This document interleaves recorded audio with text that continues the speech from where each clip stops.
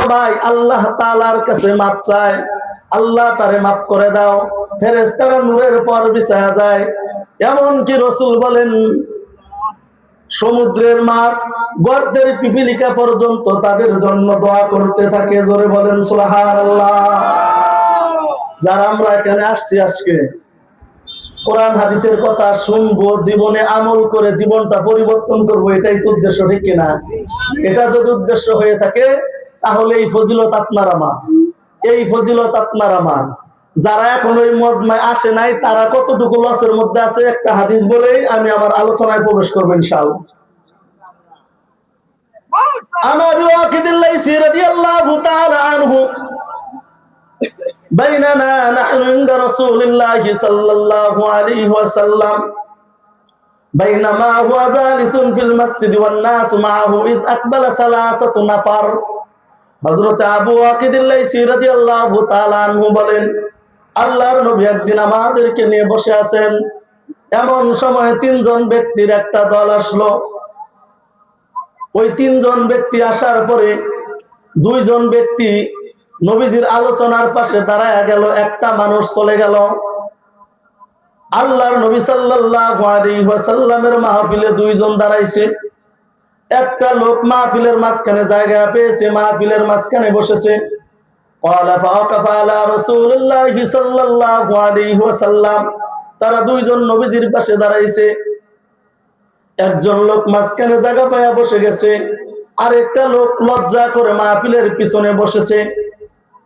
এরপরে আল্লাহর নবী যখন তার বয়ান শেষ করলেন, এবার সাহাবায়ে কেরামকে বললেন, আলা উখবিরুকুম আলান নাফারিস সালাসা, ও সাহাবীরা, আমি আলোচনা করার সময় এখানে তিনজন মানুষের একটা দল এসেছিল, এদের ব্যাপারে কি আমি তোমাদেরকে বলবো?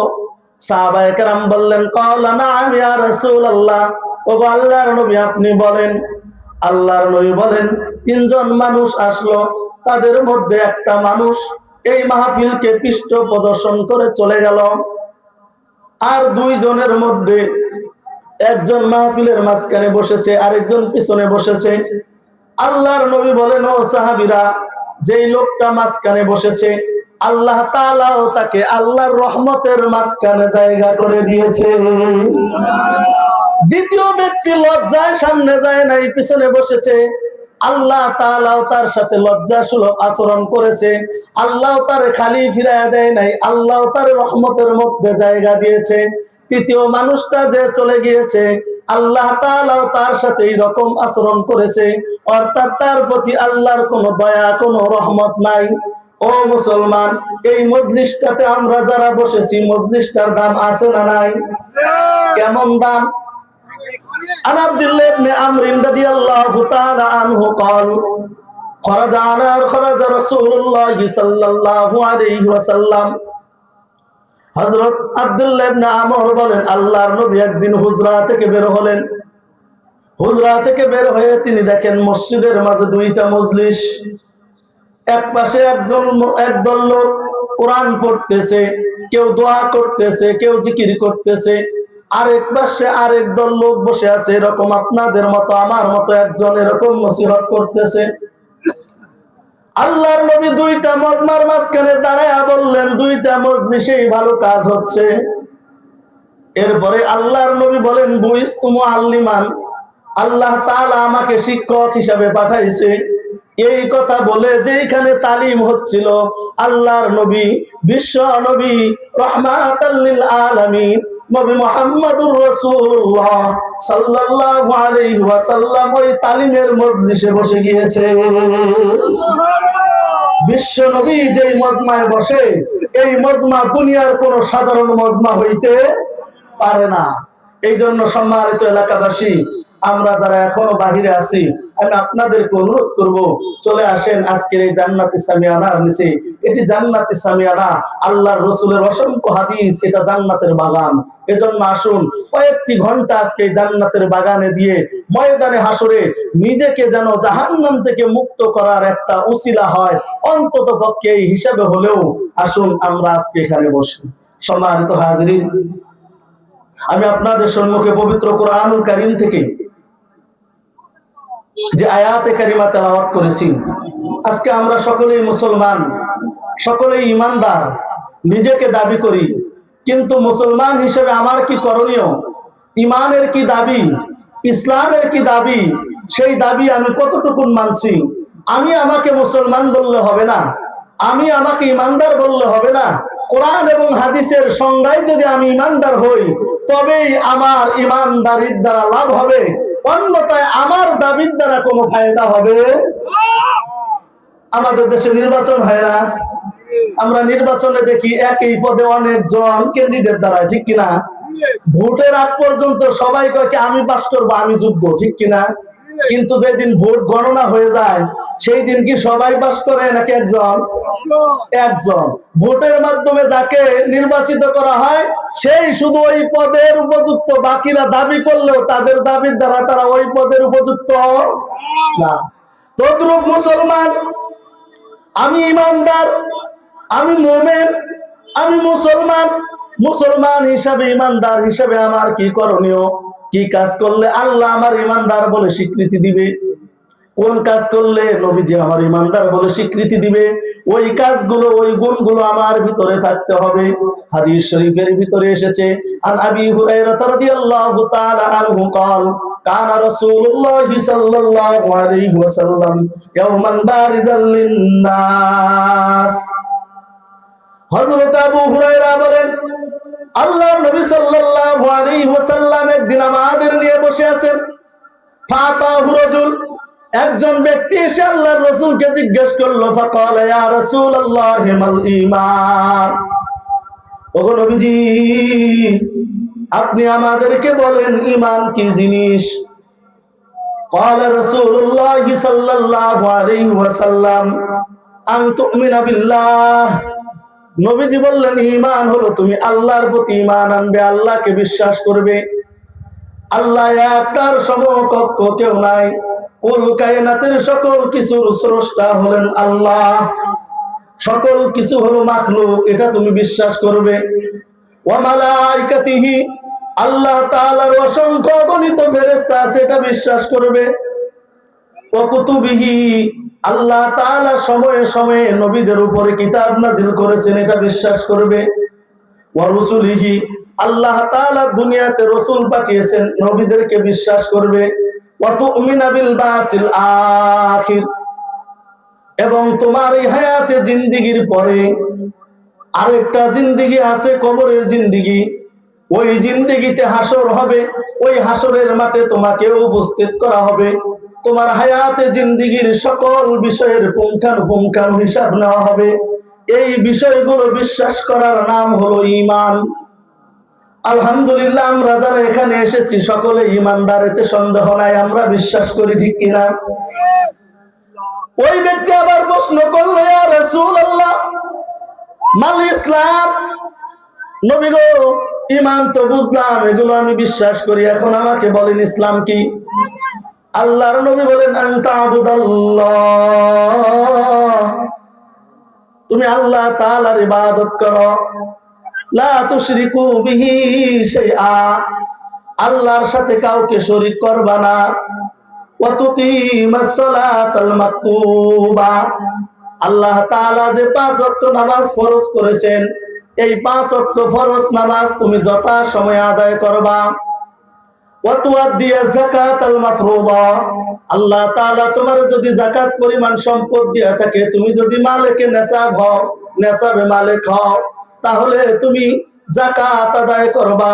ওয়া তাসুমা রমাদান, রমজান মাসে তুমি যদি বেঁচে থাকো তাহলে রমজানের রোজা রাখবা। এইগুলো যে মানবে তারে বলা হয় মুসলমান। এইগুলো হলো ইসলামের বিধান। ইসলামের বিধান যারা মানবে তাদেরকেই বলা হয় কেবল মুসলমান, ঠিক কিনা?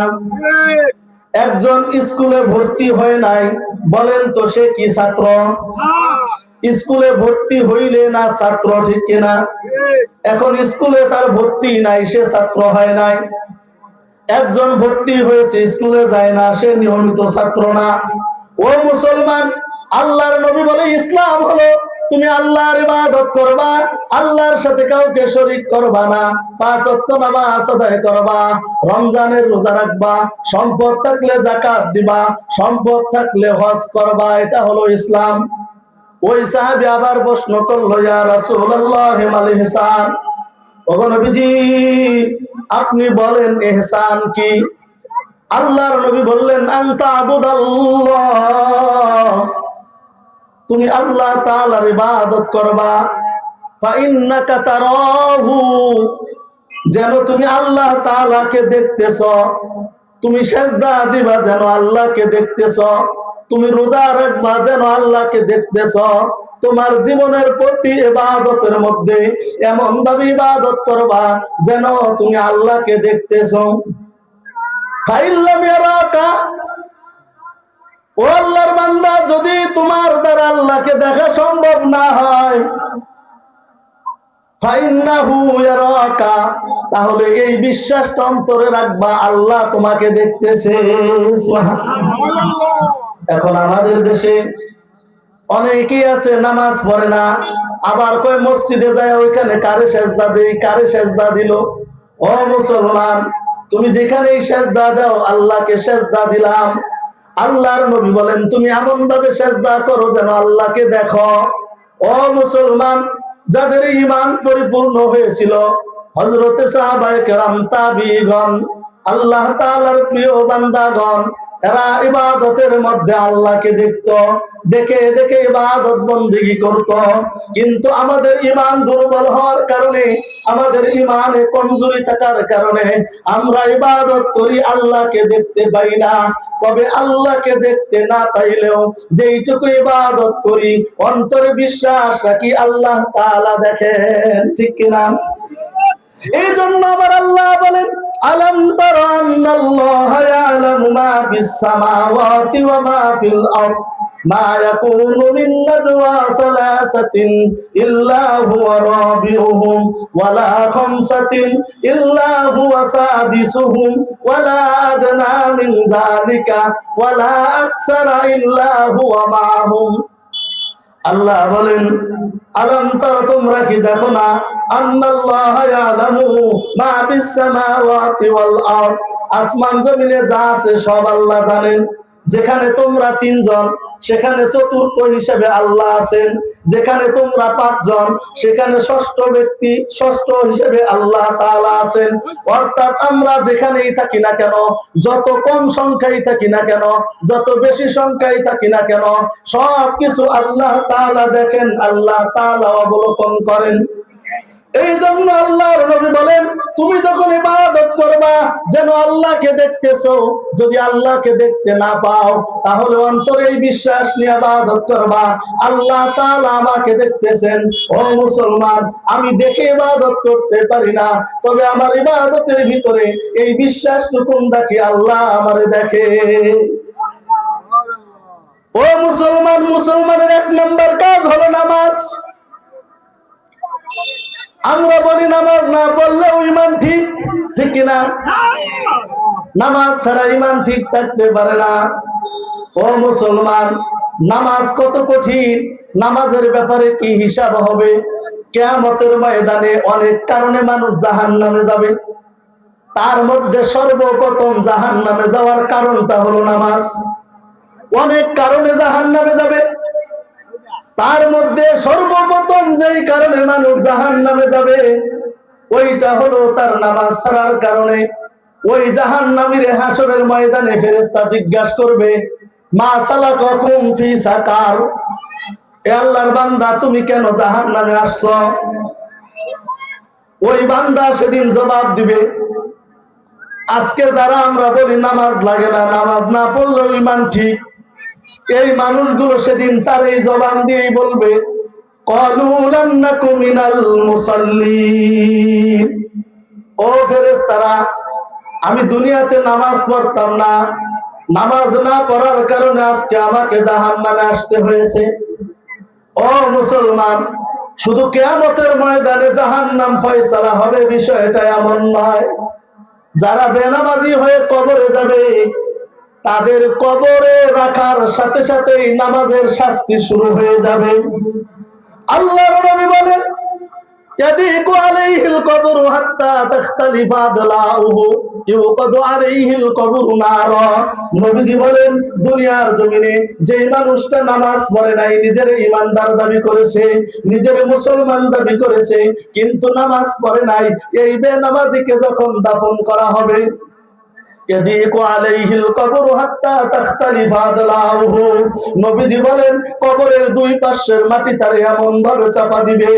ও মুসলমান, নবীজি সাহাবায়ে কেরামকে দেখায়া দিলেন একটা হাতের আঙ্গুল আরেকটা হাতের আঙ্গুলের ভিতরে ঢুকায়া দিয়া নবীজি বললেন সাহাবীরা, যেই মানুষগুলো নামাজ ছাড়া কবরে যাবে, কবরে রাখার সাথে সাথে তার দুই পাশের মাটিটা চাপ দিবে, তার পাজরের দুই পাশের হাড় একটা আরেকটার ভিতরে এমন ভাবে ঢুকে যাবে। বলেন তো এই শাস্তি কি হাসরের মাঠে নাকি কবরে রাখার সাথে সাথে? কথার জবাব দিবেন সব হবে। আল্লাহ বলেন মা ইয়ালফিজু মিন কাউলিন ইল্লা লাদাইহি রাকিবুন আতীদ। মানুষ এমন কোন কথা বলে না যেটা লিপিবদ্ধ করা হয় না। ভালো বললেও লেখা হয়, মন্দ বললেও লেখা হয়। ভালোর পক্ষে বললে সব হবে, মন্দর পক্ষে বললে আমলনামায় গুনাহ হবে।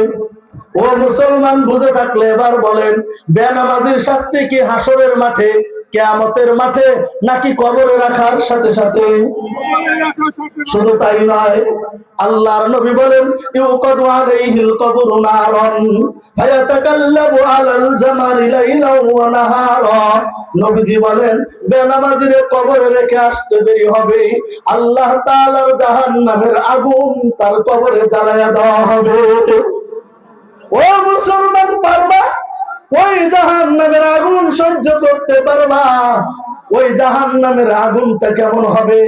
আল্লাহর নবী বলেন আন আবি হুরায়রা রাদিয়াল্লাহু তাআলা আনহু قال قال رسول الله صلى الله عليه وسلم নারুকুম জুজুম মিন 70 জুজাম মিন নারি জাহান্নাম। হযরত আবু হুরায়রা বলেন নবীজি বলেন জাহান্নামের আগুনের পাওয়ার হবে দুনিয়ার আগুনের চাইতে 69 গুণ বেশি। দুনিয়ার আগুন কত পাওয়ার? দুনিয়ার আগুনেরও তারতম্য আছে। আপনি বাড়িতে ভাত রান্না করেন পাতা দিয়া, পাতার আগুনের একটা পাওয়ার, আবার লাকড়ির আগুনের আরেকটা পাওয়ার, আবার একটু আগে আপনার ইট খোলায় যে আগুন দেয় ওইটার আরেকটু পাওয়ার, ঠিক কিনা? আমরা কয়েক বছর আগে দেখেছিলাম চট্টগ্রামে কেমিক্যাল গোডাউনে আগুন লেগেছিল। বাংলাদেশের সকল প্রযুক্তি ব্যবহার করেও আগুন নিভানো যায় নাই, ঠিক কিনা? ওই আগুনেরও পাওয়ার আছে। পৃথিবীর সবচাইতে পাওয়ারফুল যে আগুনটা, ওই আগুনটার চাইতে জাহান্নামের আগুনের পাওয়ার হবে 69 গুণ বেশি। ও মুসলমান, একটা মোমের আগুন হাতে লাগলে সইতে পারি না, ওই জাহান্নামের আগুন কেমনে সইবা? সাহাবীরা বলে ইয়া রাসূলুল্লাহ ইন কানাত লাকাফিয়াতান, নবী গো দুনিয়ার আগুনের পাওয়ারই তো যথেষ্ট ছিল, জাহান্নামের আগুন দিয়ে আল্লাহ কেন এত গুণ বাড়াইলো? আল্লাহর নবী বলেন সাহাবীরা, যে আল্লাহ এত নাজ নেয়ামত দেওয়ার পরে যেই বান্দাগুলো আল্লাহর নাফরমানিতে লিপ্ত রয়েছে তাদের শায়েস্তা করার জন্য আল্লাহ তাআলা দুনিয়ার আগুনের চাইতে 69 গুণ বেশি আগুনের পাওয়ার দিয়া তাদেরকে আল্লাহর নাফরমানির সাজা দিবে। মুসলমান, কবরেই শুরু হবে। ইউকাদু, আরেক হাদিসের ভিতরে আল্লাহর নবী বলেন সবচাইতে কম শাস্তি যেই জাহান্নামীরে দেওয়া হবে তার কেমন শাস্তি দেওয়া হবে? ইন্না আহওয়ানা আহলিন নার আযাবাম মাল্লাহুনা আলা নাশরাকান মিন নার ইয়াগলি মিনহুমা দিমাগুহু কামা ইয়াগলিল মিরজাল। নবীজি বলেন জাহান্নামের ভিতরে সবচাইতে কম শাস্তি যেই মানুষটারে দেওয়া হবে, এই মানুষটারে এক জোড়া ফিতাওয়ালা আগুনের স্যান্ডেল পরাইয়া দেওয়া হবে। এখন তো ফিতাওয়ালা স্যান্ডেল কম পাওয়া যায় বার্মিস নামিয়া, ওই যে বাটা, হোমল্যান্ড, এফএক্স চিকন ফিতাওয়ালা স্যান্ডেল গুলো আছে। নবী বলে জাহান্নামের সবচাইতে কম শাস্তি যেই জাহান্নামীরে দেওয়া হবে তারে এক জোড়া ফিতাওয়ালা আগুনের জুতা পরাইয়া দেওয়া হবে। কামা ইয়াগলিল মিরজাল, নবীজি বলেন এই আগুনের জুতা পরার কারণে এই আগুনের এই ছোট্ট একটু জুতা পরার কারণে এই জাহান্নামের আগুনের পাওয়ার এত বেশি। নবীজি বলেন এই আগুনের তাপে তার মাথার মস্তক গুলো টকবক টকবক করতে থাকবে। মির্জাল নবীজি বলে, দেখো না, দুনিয়াতে যখন পাতিলে ভাত রান্না করা হয়, চাউলটা যখন ভাতে রূপান্তরিত হয়, তখন দেখবে এরকম লাফালাফি করে ছিটে ছিটে পাতিল থেকে পড়ে যায়। নবীজি বলেন, সবচাইতে কম যাকে জাহান্নামের শাস্তি দেওয়া হবে, এই মানুষটারে একজন আগুনের স্যান্ডেল পরায় দেওয়া হবে। এই কারণে তার মাথার মস্তক গুলো এরকম টকবক টকবক করতে থাকবে। ও মুসলমান, যদি মনে করো এই শাস্তি তুমি সইতে পারবা, তাহলে তোমার নামাজ দরকার নাই। আর যদি মনে করো পারবা না, তাহলে আল্লাহর হুকুম নামাজ ছেড়ে দেওয়ার কোনো উপায় তোমার নাই, নামাজ পড়তেই হবে। শুধু তাই নয় মুসলমান, আল্লাহর নবী বলেন, তার কবরের ভিতরে আল্লাহ তাআলা একটা সাপ নিযুক্ত করে দিবে, ইউকাল্লিমুল মাইত। এই সাপটা ওই বেনামাজির সাথে কথা বলবে। ফায়াকুলু আনা শুজাউল আকরা, সাপ বলবে, আমি আল্লাহর পক্ষ থেকে নাজিলকৃত সাপ, তোমার শায়েস্তা করার জন্য এসেছি। সাউতুহু মিসলু রাদিল কাসিব, এর আওয়াজ হবে বিকট আওয়াজ হবে, এর নখগুলো হবে লম্বা লম্বা। নবীজি বলেন, তার নখের গোড়ার থেকে আগায় যাইতে মানুষের 1 মাসের সময় লাগবে। এই বিশাল নখ দিয়া বেনামাজিকে ওই 7টা টুকর দিবে।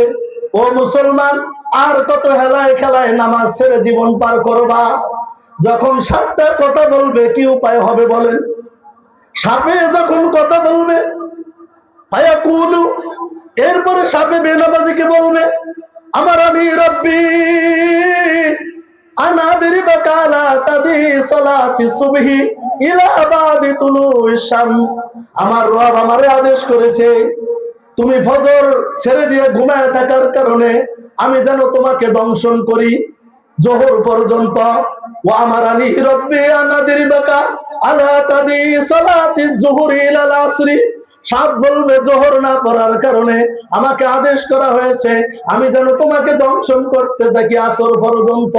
ও আমারানি রব্বি আনাদিরি বাকালা তাদি সালাতিল আসরি ইলাল মাগরিব ওয়া তাদি সালাতিল মাগরিবি ইলাল ইশা ওয়া তাদি সালাতিল ইশা ইলাল ফজর।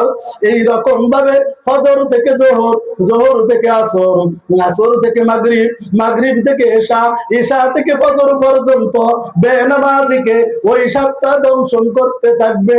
শুধু তাই নয়, ও মুসলমান, দিলের কান লাগায়া শোনো, নবীজি বলেন, ফালা ইয়াজালু ফিল কবরি আযাবান ইলা ইয়াউমিল কিয়ামাহ। এই বান্দারে বেনামাজিরে কবরে রেখে আসার পর থেকে এই 7টা এমন ভাবে দংশন করতে থাকবে, কিয়ামত পর্যন্ত তার সাথে এই ব্যবহার হতে থাকবে। ও মুসলমান, কেমনে সইবা, কেমনে সইবা? ওই নামাজ তুমি পড়ো না, নামাজের হাকিকত তুমি জানো না।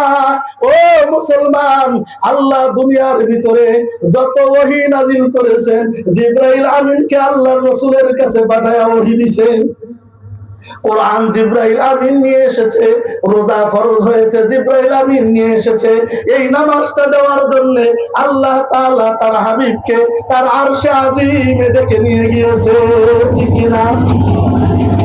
ও মুসলমান, আল্লাহ তাআলা তার রাসূলকে আরশে আজিমে নিয়ে নামাজ দিলেন। নামাজ তো মুসলমান পড়ে না। নবীজি আল্লাহর দরবারে পৌঁছে কি উপহার দিবেন? আপনি আপনার আত্মীয় বাড়িতে গেলে হাতে কিছু মিষ্টি, কিছু ফল ফলাদি এটা সেটা নিয়ে যান। আল্লাহর নবী আল্লাহর দরবারে কি উপঢৌকন নিয়ে গেছে মুসলমান, একটু দিলের কান লাগান।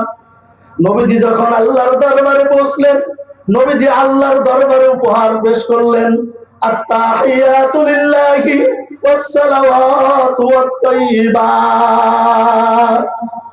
নবীজি বলে, আল্লাহ, আপনার জন্য কি আনবো? আমার দেহের দ্বারা যত ইবাদত, আমার সম্পদের দ্বারা যত ইবাদত, আমার জবানের দ্বারা যত ইবাদত, সব আমি আপনি আল্লাহর জন্য অর্পণ করে দিলাম।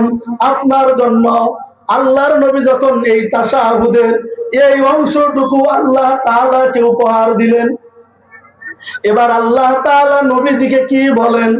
আল্লাহ তাআলা বলেন, আসসালামু আলাইকা আইয়ুহান নাবিয়্যু ওয়া রাহমাতুল্লাহি ওয়া বারাকাতুহু। আল্লাহ বলেন, ওগো নবীজি, আপনি যেহেতু আপনার শারীরিক, আপনার আর্থিক, আপনার সকল কিছু আমি আল্লাহর জন্য উৎসর্গ করে দিলেন, ওগো নবীজি, আমি আল্লাহর পক্ষ থেকে আপনার জন্য উপহার হলো আসসালামু আলাইকা আইয়ুহান নাবিয়্যু ওয়া রাহমাতুল্লাহি ওয়া বারাকাতুহু। ওগো নবীজি, আমার যত রহমত আছে, আমার যত বরকত আছে, আমার যত সাকিনা আছে, আমার পক্ষ থেকে যত কল্যাণ আছে, সব আমি নবী, আপনি নবীকে, আমি আল্লাহ আপনি নবীকে দান করে দিলাম। ও মুসলমান, আল্লাহ শুধু বললেন আপনার উপরে, আপনার আমার নবী, মায়ার নবী, দেখলেন আল্লাহর রহমত শুধু আমি নবীর উপরে দিয়েছে।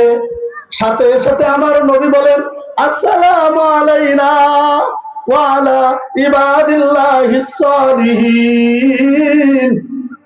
ওগো আল্লাহ, তুমি যে তোমার রহমত শুধু আমি নবীরে দিলা, আমার গুনাহগার উম্মতের কি হবে? আমার এতিম উম্মত গুলোর কি হবে? ওগো আল্লাহ, তোমার রহমত শুধু আমি একা আনিব না, আসসালামু আলাইনা, তোমার রহমতটা আমাদের সকলের উপরে, ওয়া আলা ইবাদিল্লাহিস সালিহিন, কিয়ামত পর্যন্ত যত তোমার সলিহিন নেককার বান্দা আসবে তাদের জন্য আমি রাসূল তোমার এই রহমত, তোমার এই বরকত আমি দিয়া দিলাম। ও মুসলমান, আল্লাহ আল্লাহর রাসূলের ভিতরে যখন এই আলোচনা চলছে, ফেরেশতারা দাঁড়ায় দাঁড়ায় দৃশ্যগুলো দেখতেছিল। এবার ফেরেশতারাও বলে উঠলো, আশহাদু আল্লা ইলাহা ইল্লাল্লাহ ওয়া আশহাদু আন্না মুহাম্মাদান আবদুহু ওয়া রাসূলুহু। ওগো নবীজি, আপনি সাক্ষী থাকেন, আমরা ফেরেশতারাও সাক্ষী দিলাম, আপনি সাধারণ কোনো মানুষ নন, আপনি সাধারণ কোনো নবী নন, আপনি হলেন নবীদেরও নবী, আপনি হলেন ইমামুল মুরসালিন, আপনি হলেন রাহমাতাল লিল আলামিন। আমরা ফেরেশতারাই সাক্ষ্য প্রদান করিলাম। ও মুসলমান, এই নামাজে প্রত্যেক 2 রাকাত আমরা আত্তাহিয়াত পড়ি কিনা? আত্তাহিয়াত পড়ি কিনা? আমরা তো এখন আল্লাহর দরবারে যেতে পারি না। এই বৈঠকে আমরা এটার স্বীকৃতি দেই, আল্লাহ তোমারে মানলাম, আমার সবকিছু তোমার জন্য, আল্লাহ তোমার রসুলের জন্য। ফেরেশতারা আল্লাহ আল্লাহর রসুলের এই আলাপ আলোচনায় তারা মুগ্ধ হয়ে আল্লাহর রসুলকে স্বীকৃতি দিয়েছেন। ও মুসলমান, আল্লাহর রসুলকে আল্লাহ আরশে আযমে নিয়ে গিয়া এই নামাজ আল্লাহ তাআলা দান করেছেন। এই নামাজ আমরা অনেকেই বলি, হুজুর এত গুনাহ করি না, এই নামাজ পড়ুন না, ঠিক কিনা? গুনার জন্য নামাজ না। কিসের জন্য নামাজ না? গুনার জন্য নামাজ না। আপনি একটা ফ্যাক্টরিতে চাকরি করেন, ফ্যাক্টরিতে কোনো কাজ নাই, তারপরেও মালিকে বলছে আপনার 8টা-5টা থাকতে হবে। এখন আপনি কি বলবেন যে স্যার ফ্যাক্টরির তো কাজ নাই, আমি আসবো না? হবে? মালিকের আদেশ, কাজ থাক আর না থাক, কাজ না থাকলে তুমি বসে থাকবা, কোম্পানি তোমাকে বেতন দিবে। নামাজ হলো আল্লাহর আদেশ। আপনি আমি হইলাম আল্লাহর গোলাম। কি? আপনি আমি আল্লাহর গোলাম। বান্দা মানে গোলাম, আব্দুল মানে গোলাম, দাস, চাকর। মুনিবে যা আদেশ করবে, চাকরে তা পালন করবে, ঠিক কিনা? এটাই তো কাজ। সুতরাং আপনি যদি জিন্দেগিতে একটা গুনাহ না করেন, আপনাকে নামাজ পড়তে হবে। আপনি যদি গুনাহে জর্জরিত হয়ে যান, তারপরে নামাজ পড়তে হবে। আপনি আল্লাহর বান্দা, মুসলমান দাবি করলে নামাজ আপনাকে পড়তেই হবে।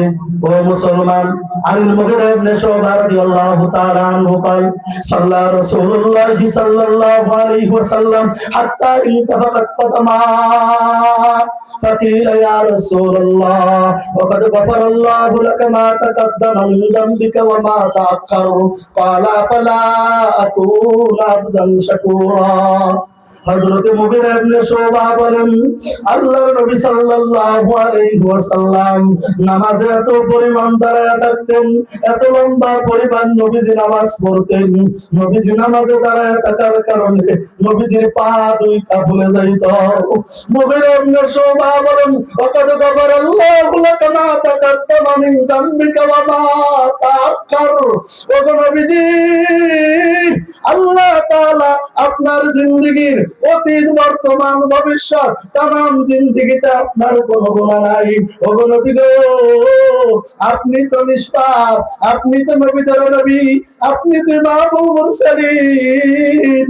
ওগো নবী, আপনি কেন নামাজে দাঁড়ায়া দাঁড়ায়া আপনার পাটা ফুলায়া ফেলেন? ও মুসলমান, আমার নবী সেদিন জবাব দিয়েছিল, আফালা আবদান শাকুরা। এ মুগিরা ইবনে শুবা, যে আল্লাহ আমার এত নিয়ামত দান করেছে, আমি ওই আল্লাহর কৃতজ্ঞতা প্রকাশ করার জন্য নামাজে দাঁড়ায় দাঁড়ায় আমার পাটা ফুলায়া ফেলি। সুবহানাল্লাহ। ও মুসলমান, শুধু তাই নয়, আনা আয়েশা রাদিয়াল্লাহু তাআলা আনহা قالت لما سكل النبي صلى الله عليه وسلم واشتد به وجهه استأذن أزواجه في أن يمرض في بيتي فأذن له فخرج النبي صلى الله عليه وسلم بين رجلين تخط رجلاه في الأرض। আয়েশা সিদ্দিকা বলেন, আল্লাহর নবী মৃত্যুর আগে অসুস্থ হয়েছিলেন। তখন নবীজি সমস্ত বিবিদেরকে ডেকে বললেন, ও আমার বিবিরা, আমার এই অসুস্থকালীন সময়টা তোমরা যদি অনুমতি দাও, আমি আয়েশার ঘরে থাকতে চাই, আয়েশার কাছে একটু সেবা নিতে চাই। সকল বিবিরা মা আয়েশা সিদ্দিকার ঘরে সেবা নেওয়ার অনুমতি দিলেন। দেওয়ার পরে আল্লাহর নবী মা আয়েশার ঘরে সেবা নিচ্ছেন। ও মুসলমান, একটু দিলের কান লাগান। ইতিমধ্যেই মসজিদে নববী থেকে আযানের ধ্বনি ভেসে এসেছে। আল্লাহর নবী এত পরিমাণ অসুস্থ, নবীজি দাঁড়াইতে পারে না, নবীজি দাঁড়াইতে পারে না। দুইজন সাহাবীকে ডাকলেন, দুইজন সাহাবীর কাঁধে নবীজি ভর দিয়া পাওটা জমিনে হেঁচড়াইয়া আল্লাহর নবী মসজিদে নববীতে গেলেন নামাজ আদায় করতে। ও মুসলমান, ময়দানে হাসরে এই নবীর উম্মত যদি তুমি হতে চাও, তোমার জিন্দেগিতে নামাজ লাগবে। যদি তোমার জিন্দেগিতে নামাজ না থাকে, তুমি আশিকে রাসূল দাবি করতে পারবা, তুমি রাসূলের উম্মত দাবি করতে পারবা, কিন্তু রাসূল তোমার উম্মত বলে স্বীকৃতি দিবে না। আনা আবি যার গিফারি রাদিয়াল্লাহু তাআলা আনহু قال قال رسول الله صلى الله عليه وسلم إني لأعرف أمتي يوم القيامة بين الأمم قالوا يا رسول الله وكيف تعرف أمتك। হযরতে আবু যর গিফারি বলেন, আল্লাহর নবী একদিন বলতেছেন, কিয়ামতের ময়দানে আমি নবীজি আমার উম্মত গুলোকে দেখে দেখে জান্নাতে নিয়ে যাব।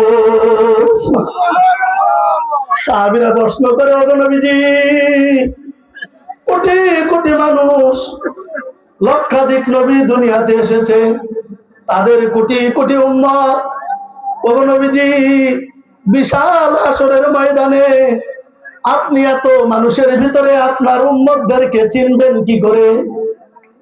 আল্লাহর নবী বলেন, আরিফুহুম ইউতাউনা কুতুবাহুম বিআইমানিহিম।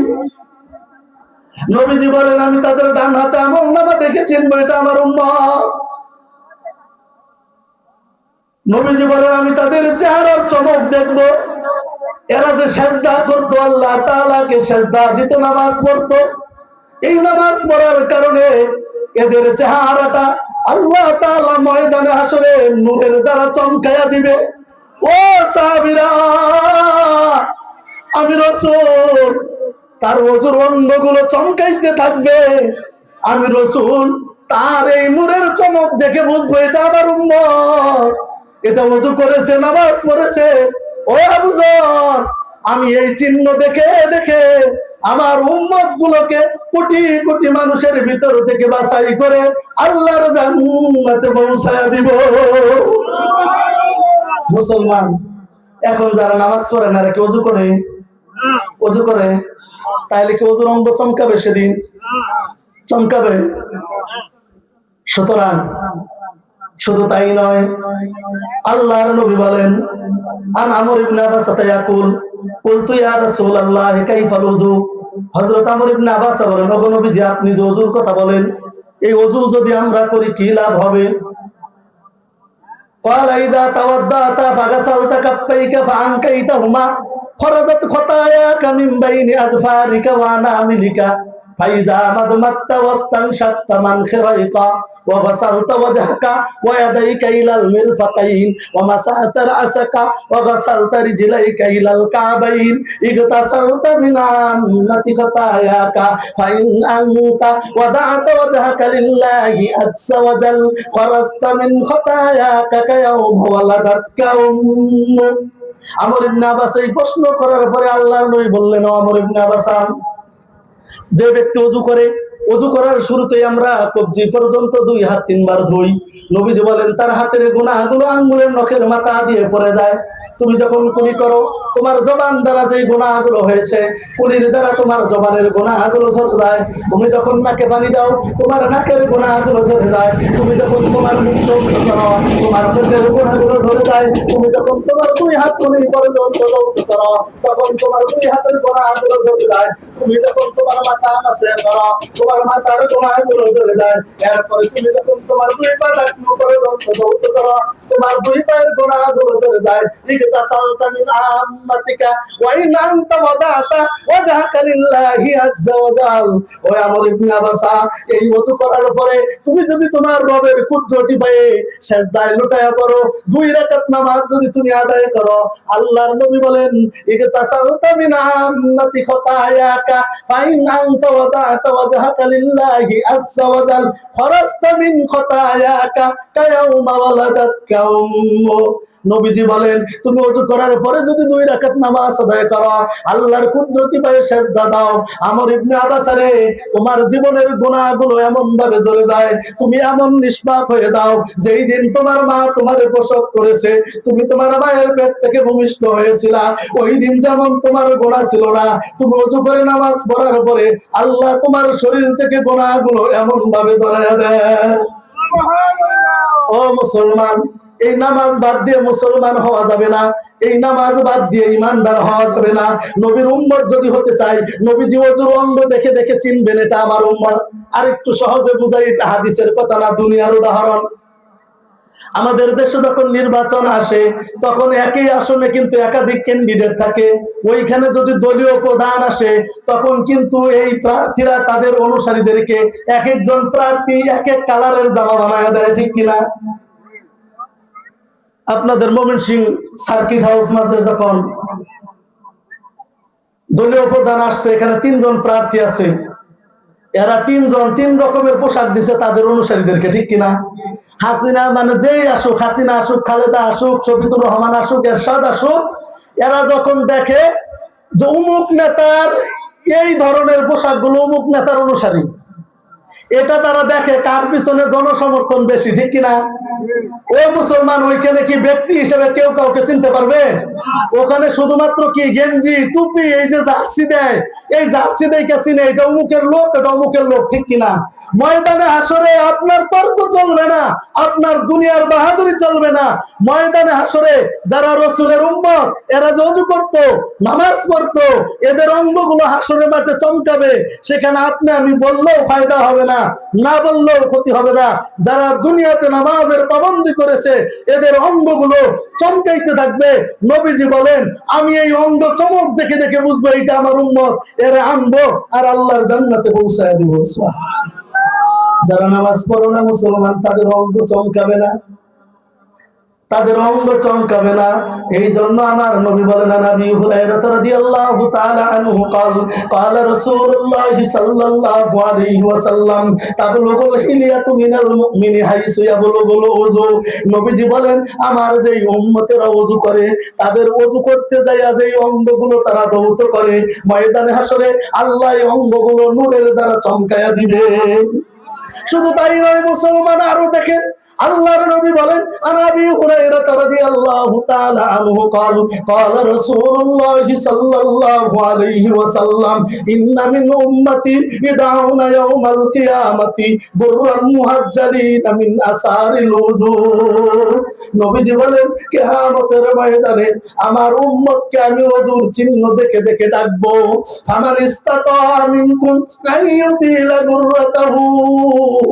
নবীজি বলে, যেই উম্মত চায় ময়দানে হাসরে আমি নবী তারে আমার উম্মত বলে ডাক দেই, সে যেন বেশি বেশি ওযু করে, সে যেন বেশি বেশি নামাজ পড়ে, তাহলে তার অঙ্গ চমকাবে, আমি নবী তারে ডেকে ডেকে জান্নাতে পৌঁছায়া দিব। বুঝে থাকলে বলেন, নামাজ ছাড়া জান্নাতে যাওয়ার সুযোগ আছে? নবীর সুপারিশ পাবেন? এতক্ষণ যা বললাম কোন গল্প বলছি, কিচ্ছা বলছি? নবীজির হাদিস থেকে বলেছি। আপনি বিশ্বাস করেন আর না করেন, মানেন আর না মানেন, এটাই ঘটবে, এটাই ঘটবে। ও মুসলমান, শুধু তাই নয়, ময়দানে হাসরে আল্লাহ তাআলা ডাক দিবেন, ইয়াউমা ইকুশাফু আন সাক ওয়া ইউদাউনা ইলাস সুজুদি ফালা ইস্তাতিউন। হাসরের ময়দানে আল্লাহ তাআলা মানুষগুলোকে যখন বলবে, মানুষ তুমি কেন আল্লাহর গোলামি করেছো, নামাজ পড়েছো, আমার রাসূলকে মেনেছো, তখন মানুষগুলো মিথ্যা কথা বলবে, হ্যাঁ হ্যাঁ মেনেছি, নামাজ পড়েছি। তখন আল্লাহ তাআলা তাদেরকে বলবেন, ইয়াউমা ইকুশাফু আন সাক ওয়া ইউদাউনা ইলাস সুজুদি ফালা ইস্তাতিউন। আল্লাহ তাআলা বলেন, তাদেরকে বলা হবে, যারা দুনিয়াতে নামাজ পড়েছো তারা সবাই এখন সেজদা দাও। কি দাও? সেজদা দাও। সবাই বলেন, কি দাও? ফালা ইস্তাতিউন। যেই মুসলমান নামধারী, নিজেকে দাবি করে মুসলমান, নিজেকে দাবি করে ইমানদার, কিন্তু তার হায়াতের জিন্দেগিতে নামাজের আমল নাই, ওই মানুষটা সেদিন তার কোমর বাঁকা হবে না, সেদিন তার কোমর বাঁকা হবে না, সেদিন তার কোমর বাঁকা হবে না, হাঁটু বাঁকবে না, সেজদা দিতে পারবে না। এখন যদি আপনি এখানে একজন হিন্দুকে ডাক দিয়া বলেন তুমি রুকু দাও, হিন্দুটাও রুকু দিতে পারবে, ঠিক কিনা? পারবে না? রুকু কিভাবে দেয় তারা জানে, কইলে দিতে পারবে না। যদি একজন বিধর্মীকে বলেন তুমি একটা সেজদা দিয়ে দেখাও, তাহলে বিধর্মীটা এখানে সেজদা দিতে পারবে। ও মুসলমান, তোমার মতো আমার মতো নামদারি ইমানদার, নামদারি মুসলমান, হায়াতে জিন্দেগিতে নামাজের আমল নাই, নবীজির আশিক দাবি করেছি, নবীজির উম্মত দাবি করেছি, ময়দানে হাসরে আল্লাহ বলবেন, ইদাউনা ইলাস সুজুদ, আসো আসো, যারা দুনিয়াতে আমার সেজদা দিয়েছো, আসো আজকে একটা সেজদা দাও, আমি আল্লাহ বিশাল হাসরবাসীর সামনে তোমাদের মর্যাদা বাড়ায়া দিব। ও মুসলমান, আল্লাহ বলেন, আলা ইস্তাতিউন, যারা দুনিয়াতে নামাজ পড়ে নাই, মুসলমানের বাচ্চা মুসলমান, ইমানদারের বাচ্চা ইমানদার দাবি করেছে, দুনিয়াতে তার হায়াতের জিন্দেগিতে নামাজের আমল নাই, আল্লাহ বলেন ওই মানুষটা সেদিন শটাং দাঁড়িয়ে থাকবে, সেদিন তার সেজদা করার ক্ষমতা হবে না। এখন যদি যে জীবনে নামাজ না পড়ে, এর যদি বলেন রুকু করো, সে পারবে না, সেদিন কিন্তু কেউ পারবে না। আল্লাহর তাআলা বলেন, ফালা ইস্তাতিউন, এরা সেদিন পারবে না। খাশিয়াতান আবসারুহুম, সেদিন তারা এত লাঞ্ছিত হবে, এত অপমানিত হবে ওই ময়দানে হাসরের ভিতরে। ও মুসলমান, সেই দিন আপনি আমি আফসোস করব, কিন্তু এই আফসোস আপনারা আমারে কোনো কারণ, কোনো নাজাত দিতে পারবে না, ঠিক কিনা? নামাজের ফজিলত শুনেন মুসলমান। আনাবি হুরায়রা রাদিয়াল্লাহু তাআলা আনহু قال قال رسول الله صلى الله عليه وسلم عند صلاة الفجر يا بلال حدثني بأرجى عمل عملته في الإسلام। হযরত আবু হুরায়রা বলেন, আল্লাহর নবী একদিন ফজরের নামাজ পড়ে বেলালকে ডাক দিলেন, ইয়া বেলাল হাদিসনি বিআরজা আমালিন আমিলতাহু ফিল ইসলাম। ও বেলাল, তুমি আমাকে বলো, ইসলাম কবুল করার পরে এমন কি আমল তুমি করো? ও মুসলমান, তোমার জীবনে নামাজ নাই, নামাজের কথা শোনো। হযরত বেলালকে আল্লাহর নবী ডাক দিয়া বলেন, ইয়া বেলাল হাদিসনি বিআরজা আমালিন আমিলতাহু ফিল ইসলাম। বেলাল, তুমি ইসলাম গ্রহণ করার পরে এমন কি আমল তুমি করো? তোমার সবচেয়ে প্রিয় একটা আমলের কথা আমাকে তুমি বলো। ইন্নী সামিতু দাফানা আলাইকা বাইনা ইয়াদাইয়া ফিল জান্নাহ। বেলাল রে, আমি গত রাত্রে যখন ঘুমিয়েছিলাম, ঘুমের মধ্যে আমি আল্লাহর জান্নাতে চলে গেলাম, আমি জান্নাতে ঘোরাফেরা করতেছি। ও বেলাল, এমন সময় আমার সামনে দিয়া তুমি বেলালের জুতার আওয়াজ আমি শুনতে পেয়েছি। এ বেলাল, তুমি বলো এমন কি আমল তুমি করো যার কারণে আমি নবী জান্নাতের মধ্যেও তুমি বেলালের জুতার আওয়াজ শুনি? ও মুসলমান, আল্লাহর নবীর সাহাবী হযরত বেলাল জবাব দিয়েছে, ইয়া রাসূলুল্লাহ, ইয়া হাবিবাল্লাহ, ইন্নী আমালিন আমিলতাহু ফিল ইসলাম আন্নী লাম আতাতাআর তুহুরান ফি সাআতি লাইলিন আও নাহারিন ইল্লা সাল্লাইতু বিযালিকা তুহুর মা কুতিবা লি আন উসাল্লি। হযরত বেলাল জবাব দিয়েছে, ওগো নবীজি, আমি ইসলাম গ্রহণ করার পর থেকে দিনে অথবা রাতে যখনই আমার ওযু নষ্ট হয়ে যেত, আমি বেলাল ওযু করতাম আর 2 রাকাত করে নামাজ আদায় করতাম। এই আমলটা আমি কোনোদিন ছাড়ি নাই। নবীজি বলে, বেলাল, এই কারণে আল্লাহ তোমার মর্যাদা তো বাড়ায় দিয়েছে। আমি রাসূল জান্নাতে থেকেও তুমি বেলালের জুতার আওয়াজ শুনি। ও মুসলমান, এরপরেও তুমি যদি বলো তোমার নামাজ লাগে না, এরপরেও তুমি যদি বলো নামাজের দরকার নাই, তাহলে বোঝা গেল তোমার ভিতরে ঈমান নাই। নামাজ বাদ দিয়ে নবীর উম্মত হওয়া যাবে না, নামাজ ব্যতি রেখে নবীজির আশিক হওয়া যাবে না। ও মুসলমান, আমার নবী কেমন নামাজ পড়েছেন? আনা তাইম রাহিমাহুল্লাহু قال قلت لعائشة أخبرني بأعجب ما رأيت من رسول الله صلى الله عليه وسلم قالت وأي شأنه لم يكن عجبا إنه أتاني الليلة عاتيا। শেষ করে দেখবো রাজা নৌকার দকে বুঝু করুন।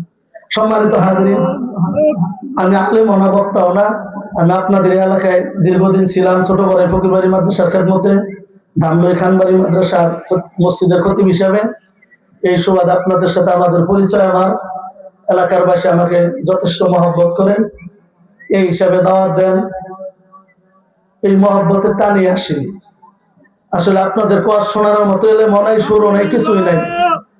তবে যতটুকু কথা বলেছি কোরআন এবং হাদিসের আলোকে বলার চেষ্টা করেছি। যদি আপনি আপনার বিবেকটার একবার জিজ্ঞেস করেন, ইন্না সামা ওয়াল বাসারা ওয়াল ফুয়াদা কুল্লু উলাইকা কানা আনহু মাসউলা।